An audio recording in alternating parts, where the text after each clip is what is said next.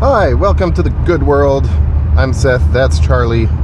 We are back in Grass Valley. I had a lovely couple of days away in Clear Lake. Well, I guess I was not in Clear Lake, I was in Kelseyville, which is next to both the town of Clear Lake, one word, and the lake of Clear Lake, two words. Clear Lake is one of, it is possibly the oldest lake in North America. Certainly there has been a lake on that site for about 1.5 million years. So that's neat. It's like a super volcanic area, and I just went and I spent some time sitting by myself. I meditated a bit. I know, Charlie. And I worked on my essay for my divinity school application, which is also fun. That's a conversation we'll have at some point.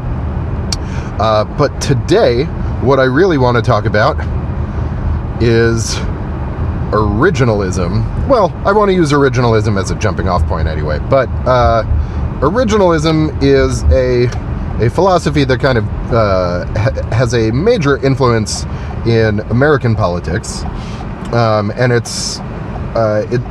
it is sort of unique in its application, but it is not by any means a unique idea. But the idea of originalism is that the laws of the United States should be deferential to the intention of the originators of the country. So basically, it's and I apologize if I'm getting things like a little wrong here, because I'm not an originalist, and I'm sure that there will be things that people quibble with.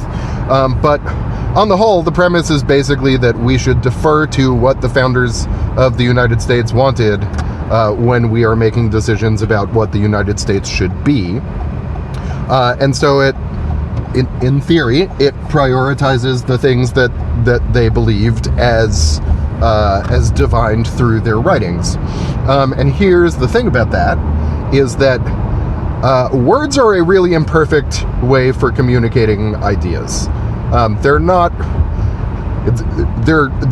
kind of the best we have. I mean, these days, at least, we have things like video where you can get, I can sort of, I'm not going to do it while driving, but I can draw things to illustrate ideas and sort of animate them for you, and use the visual format in all kinds of ways. Also, the audio format is really useful, and neither of those things were available to people 250 years ago. They just had their pens, and their language was, related to the language we use now, and a lot of it is recognizable, but it was done in a way that we would certainly recognize as very formal, and some words would be used differently and would mean different things, and so it is a hard enough thing to do to clearly communicate your ideas. I know, Charlie. To clearly communicate your ideas to people of your own time. Think how often people misunderstand a thing that you say in their same language, and now imagine someone trying to interpret what you said 250 years from now. So that's one problem with it, is that it's actually really hard to interpret exactly what people thought 250 years ago. And what that means is that in practice, sorry, I'm trying to decide like the order I want to talk about things. Let's actually, before I move on to sort of the outcome of it, I think there is a really important thing that is worth noting as part of the framework of originalism and what the founders thought, which is that the founders did not think we should be looking to them to figure out how to guide our own lives. They very intentionally built in a lot of mechanisms for us to change the Constitution, to change our laws, and to do things that would enable us to respond to the challenges of our own lives, because I think they were pretty smart. They certainly weren't stupid, and they understood that the challenges we face 250 years from when they lived would be different from the things that they were dealing with at that time, right? They were a new country that had just separated from their colonial masters across the ocean in England. England was still very much run by a monarchy. I mean, England has a monarchy, but the monarchy doesn't really have a whole lot of power these days. The monarchy is basically just rich people, which is kind of all a monarchy has ever been. But now they don't have governmental authority. They have some honorary governmental authority, but like not anything real. But the challenges that we face today are very different from the challenges that the founders faced, and they knew that. And that's why we have a process for amending the Constitution, and that's why we have a process for making laws, and it's why they didn't just say, this is the perfect system, and we should use this forever. They specifically said, this is the thing that sort of makes the most sense for us. But, you know, as times change, we trust you future Americans to figure out what makes sense for you. And so one of the foundational logical flaws with originalism is that it ignores that the founders did not believe in originalism. The founders believed that they were just people and that they were setting up a framework that future people could use to solve future problems. They were not saying that everything they did was perfect and should be locked in stone forever. If they believed that, they would have built a system that did that instead of building a system that was intentionally very flexible and allowed for a lot of change. So that's flaw number one with originalism, right? Is that it sort of concocts this belief that the founders were these, you know, sacred geniuses whose words should never be contradicted, except it ignores the very very specific view that they had that none of that was true.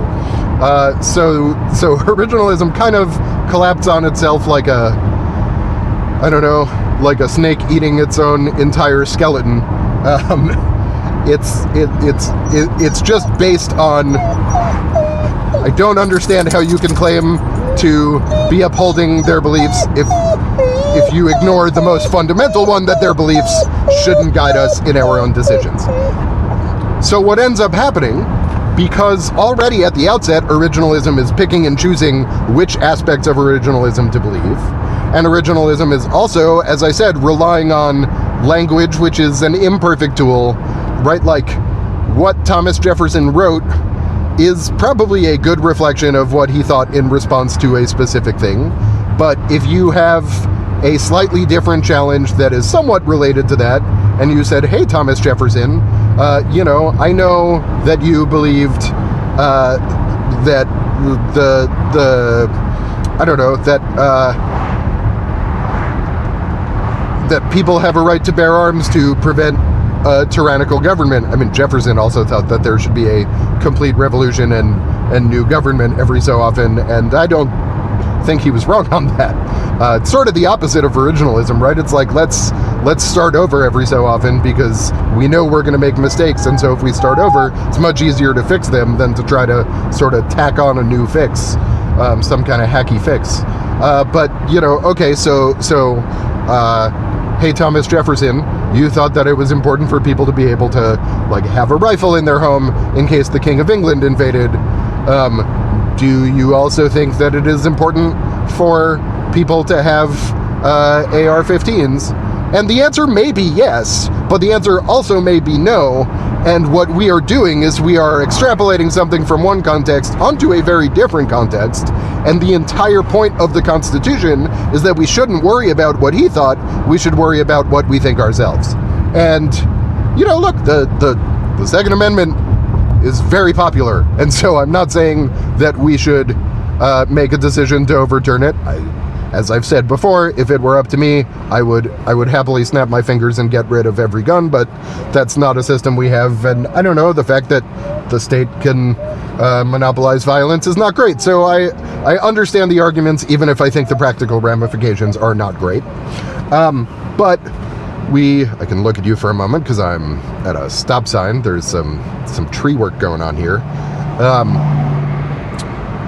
So the problem there is that we try to look to what Thomas Jefferson said and try to extrapolate it onto our present different circumstances. And what Thomas Jefferson said effectively, at the time, was make your own decisions. Here's a framework, right? The founders gave us a framework to make our own decisions.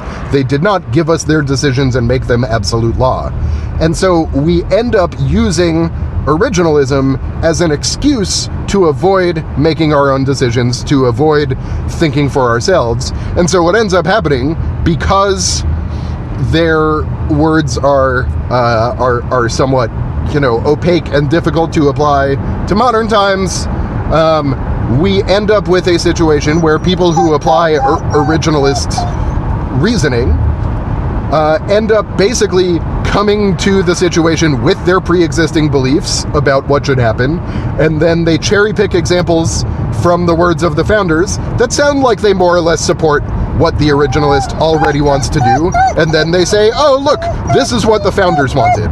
And here's the thing, man, like if you think that everyone should have a gun, then just say that. Just stand behind your own beliefs. Don't blame it on someone who is far too dead to tell you that you're misquoting them. Right? Like you don't know what Thomas Jefferson thought. He wrote a bunch of things. You don't know what he would think in this context. He lived in a completely different world than we live in now. So just have the courage of your convictions and stand for the things that you want to do. And if you can't do that, then stop trying to do them. But don't blame it on someone else just because it's what you want to do and you can find an excuse according to the written word of someone else. And so this is a problem that is not at all unique to originalism. This is a problem with a lot of different isms. It's why I don't really subscribe to any ism. There are things that I pick and choose and that I like from different isms. But if you try to take a doctrine that was written in a specific context and assume that it is always universally true and applicable in any context, you're going to end up doing a lot of harm, because that's not what it was ever meant to be. And all you're going to end up doing is using someone else's words as justifications for the things that you want to do. And we also see this a lot with different religions. I'm not going to name any, but with different religions and their treatment of gay people. All kinds of LGBTQ Q++. And there are religions that say, well, you can go into religious doctrine from you can go to Leviticus, which is some of the early doctrine of my own Jewish people, and you can find very clear repudiation of people who are today in the modern world my friends, and who are good people. Hi, I know, Charlie. Who are just trying to live their lives. And for some reason, the people who point to Leviticus as justification for their hatred of gay people they don't necessarily keep kosher. They don't necessarily follow all of the other bits of doctrine.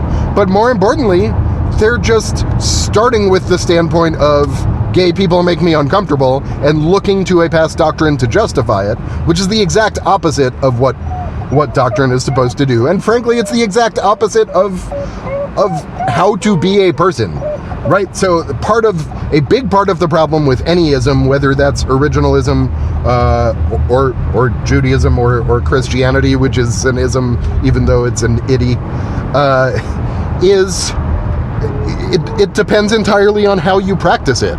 Right? Like, you can use any doctrine to practice good, or you can use it to practice harm.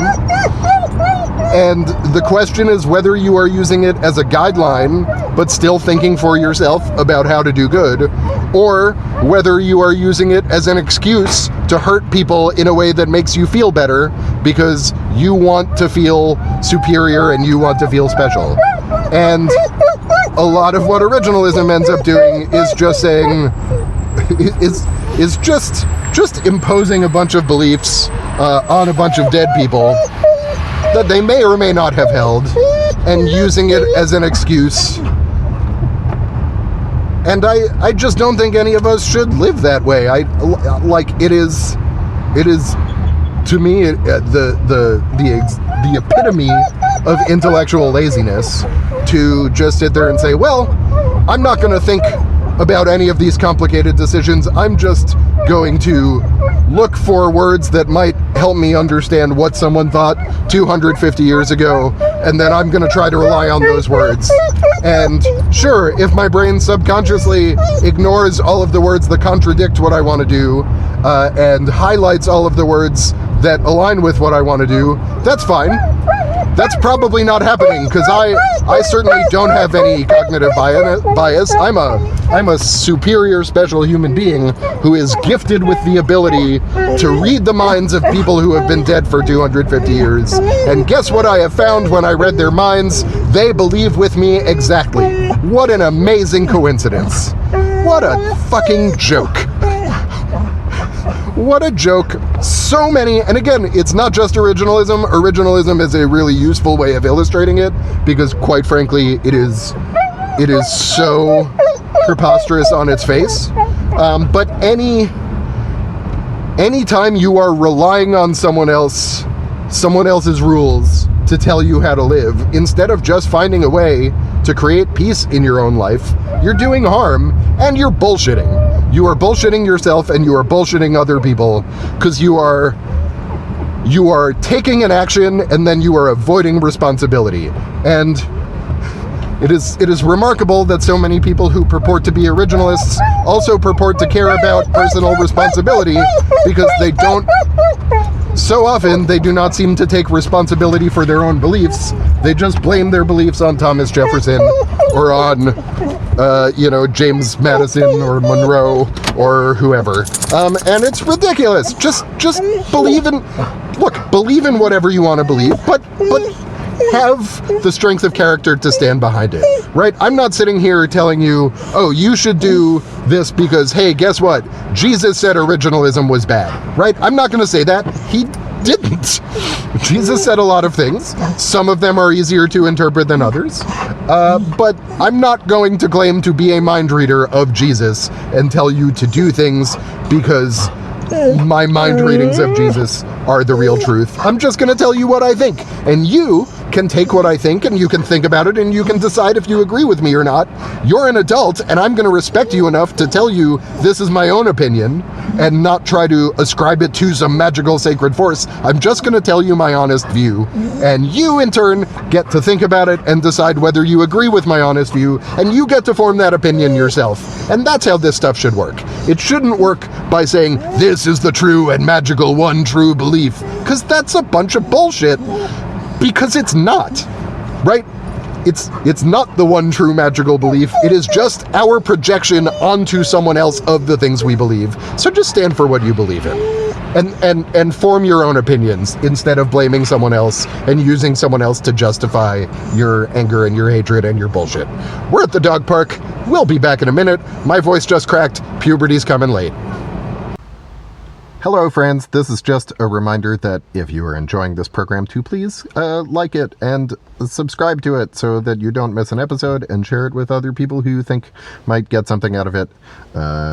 Just do the things, please, if you feel so inclined. Thank you. Sorry to impose. Back to our regular programming.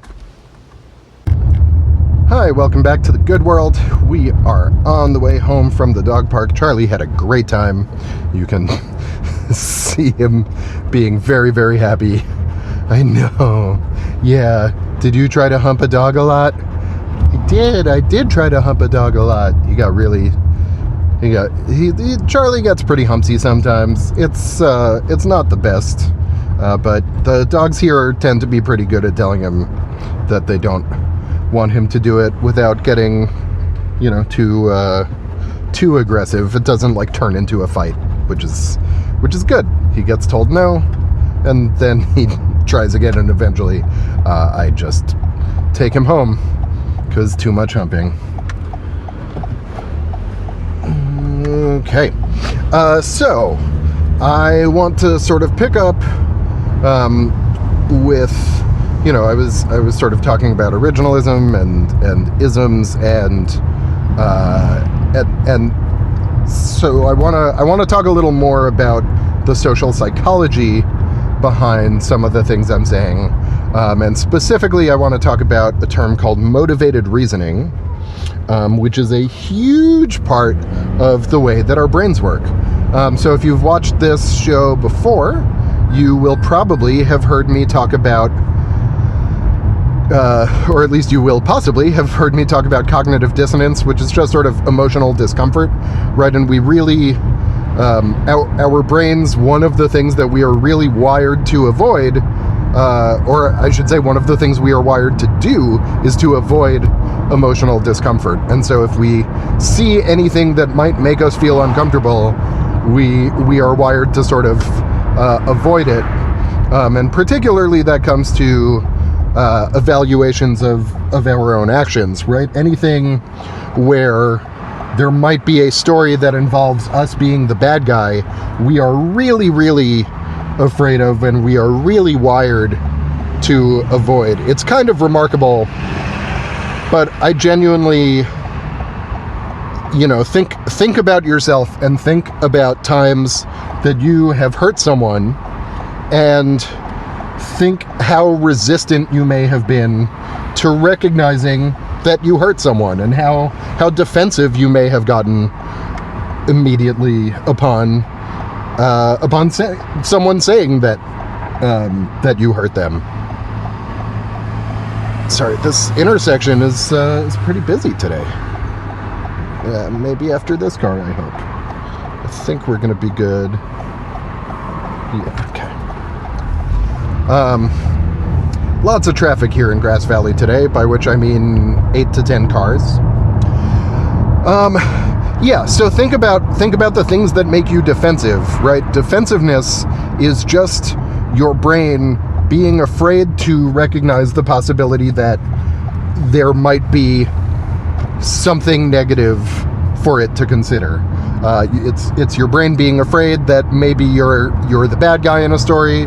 It's your brain being afraid to admit that you're wrong about something you believe, particularly if it's something that you believe that is an important belief, especially if that belief is part of your identity, right? There are going to be, I don't know how many, I'm not getting a huge number of views here, so I'm not sure how many originalists will find their way to this video, but there are a lot of people for whom originalism has become a core part of their identity, and so if you're one of those people, then the things I started this video with will probably make you feel really defensive. You may not be still watching this video at this point, because you may have turned it off because you felt like I was attacking you, and that's fair. It's really difficult to attack an idea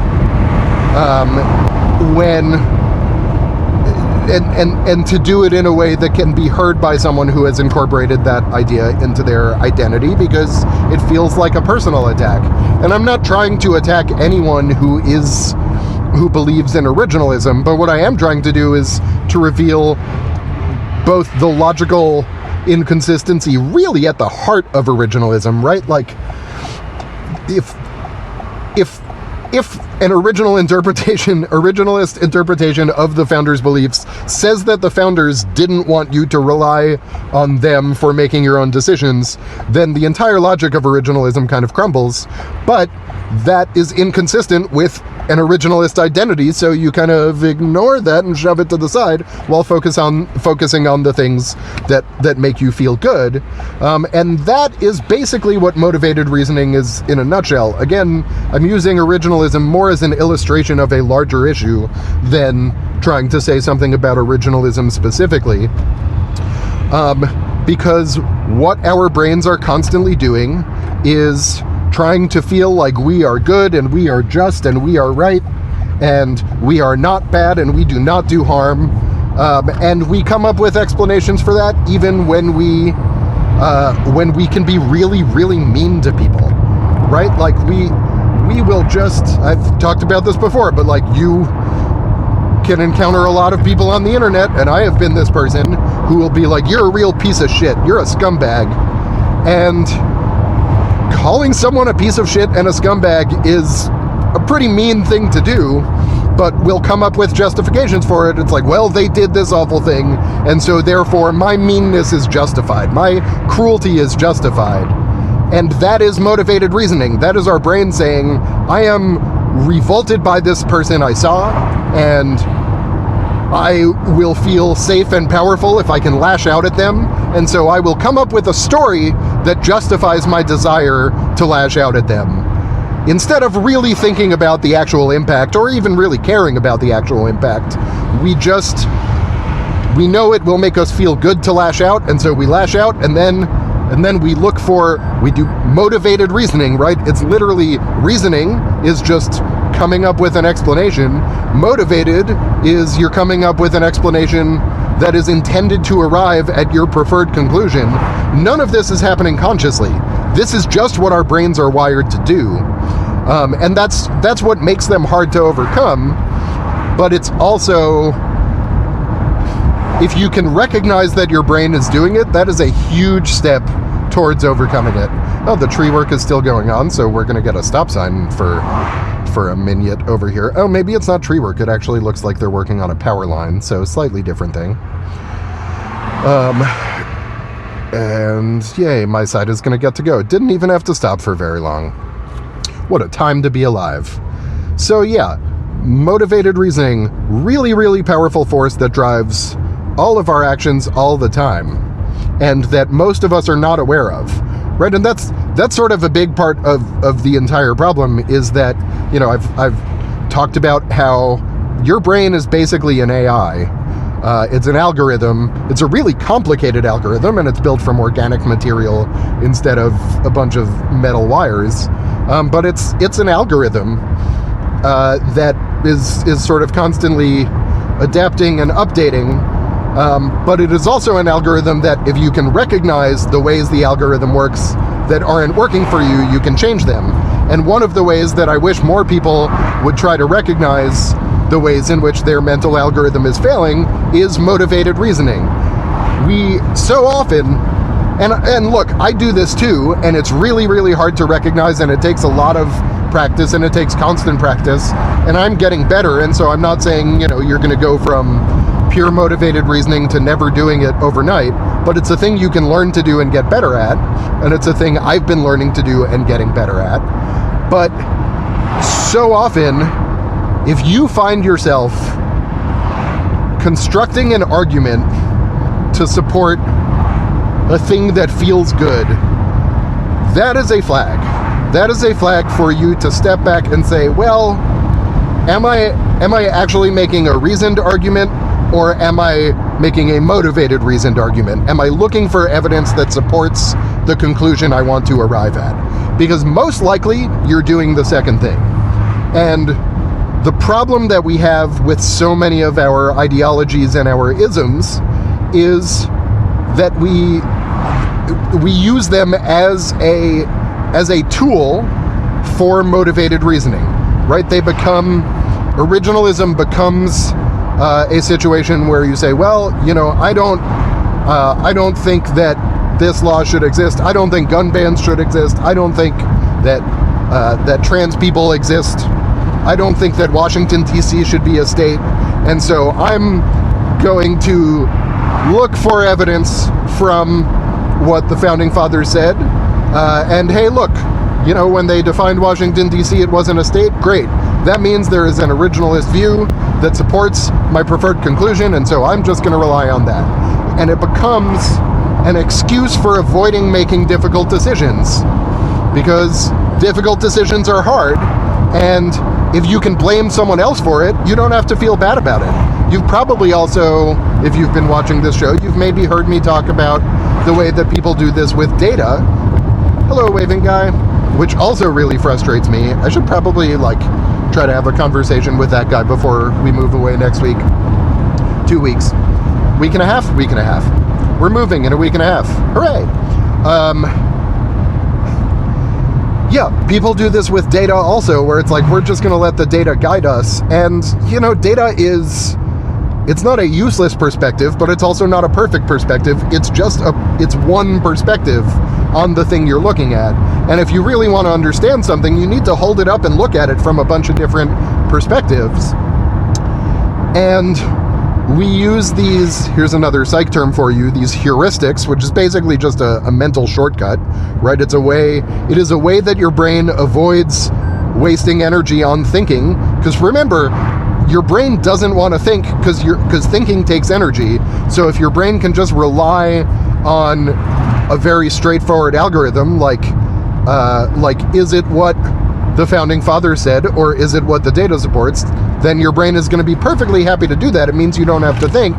And if you don't have to think, you don't have to be responsible. You don't have to be accountable. And motivated reasoning is a way to avoid accountability. It's a way to avoid thinking about whether you are wrong. It's a way to avoid thinking about whether you are doing harm.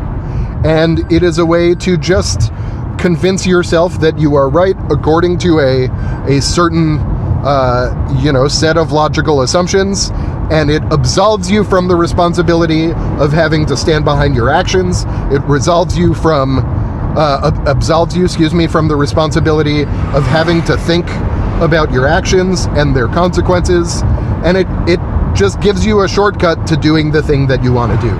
And that is what so much of originalism is about. It is about evading responsibility.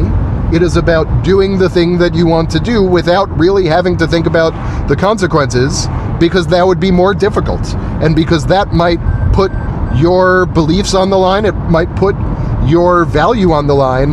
Because if it turns out that you're doing something that's harmful and you have to accept that you are responsible, you are the one who made that decision, that's really hard. And so if you can just say, well, look, it's harmful, but it's what the founding fathers wanted, so it's not my fault.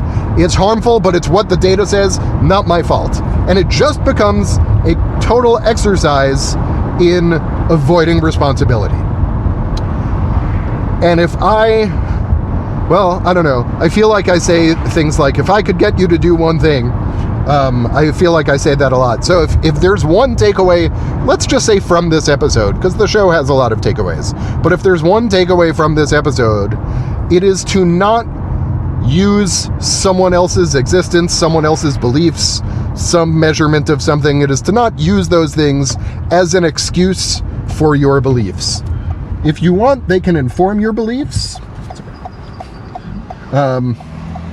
Sorry, I just pulled up to a stop sign a little farther than I meant to, and I mean, everything is fine, but that person didn't have a stop sign, and it was confusing for her, understandably. This is a reason why it'll be better when I start recording these when I'm not driving. It'll be safer for me, and for other people, although I'm fortunately a pretty safe driver. It will also, I won't lose my train of thought when I get to a stop sign. If there is a takeaway from this episode that I would like you to have, it is that the things that inform your view should not become an excuse for the fact that it is your view. Take responsibility for your view. Take ownership of your view. Don't blame it on the data. Don't blame it on the founders. Don't blame it on Jesus. Don't blame it on Muhammad. Don't blame it on anyone else. Just accept that you are arriving at your own view. And if you think that that is not an accurate description, if you think you are not arriving at your view, you are just taking someone else's view, that's all the more of a problem, right? Because that's saying, I don't trust myself enough to think, so I'm just going to pin my beliefs on someone else who I do trust. That's not good. You shouldn't let me think for you. You should think for yourself. I'm putting out a lot of ideas, but I don't expect you to just accept them. I don't think you should just accept them. You should think about them, and you should form your own opinions, and you should stand behind your own opinions. And if you can't stand behind your own opinions, then probably stop asserting them and stop defending them, and start doing the difficult work of thinking of opinions that you can stand behind. Because it's not your responsibility to hold water for the founders, and it is not their responsibility to hold water for you. You get to have your own views, so I don't know, be glad of the fact that you have that freedom. Form your opinions. Don't blame them on people who have been dead for 200 years. Just own your beliefs. Form your beliefs and own your beliefs. That's really all I can ask of anyone. All right, we just got home, so we'll be back in a bit. Please like and subscribe. Please like and subscribe. Please like and subscribe. Please like and subscribe. Please like and subscribe.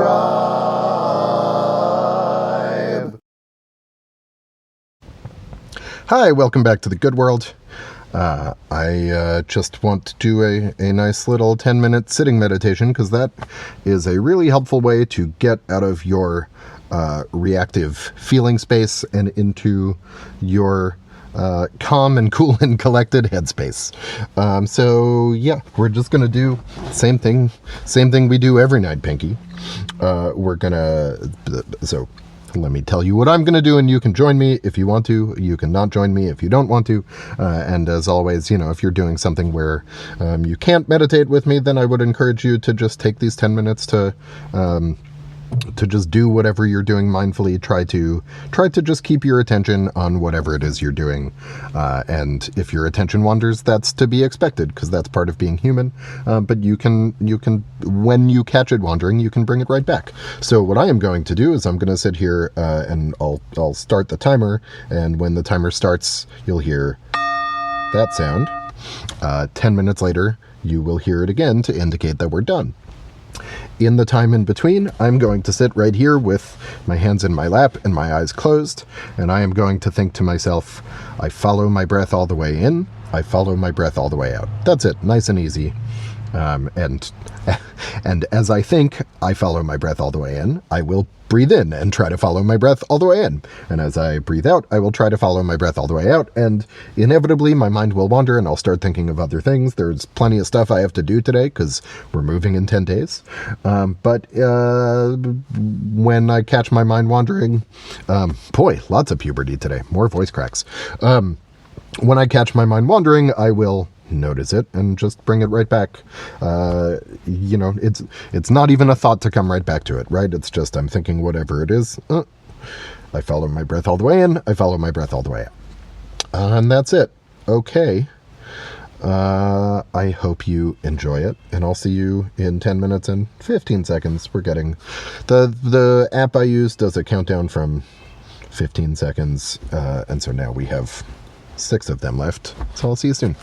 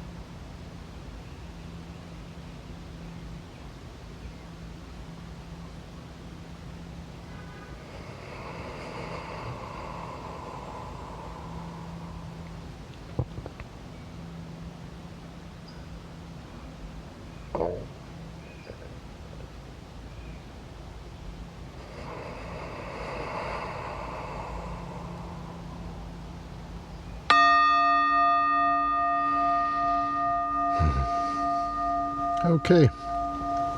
Well, I hope you all have a lovely weekend. And I'll see you. I'll probably record like one episode next week, but with moving and packing, it's gonna be a little slower coming. That's gonna be okay. You'll be all right. Yeah. Okay. Have a lovely rest of your day. Oh yeah. I also had my rare moment of moving while meditating because I had an eyelash or something that went in my eye like right at the beginning. Not. I can ignore like sweat and itches and stuff, but like something on my literal eyeball kind of had to deal with it. Okay, that's everything there is to say. There's nothing else to say. There's so much else to say. There's always more to say, and I'll say more of it next week. And in the meantime, I hope you have a lovely experience of time. Bye. Oh, hey, do you like my display? Look how puffy I am. Hi. Either of you ladies wanna... Was that a yes?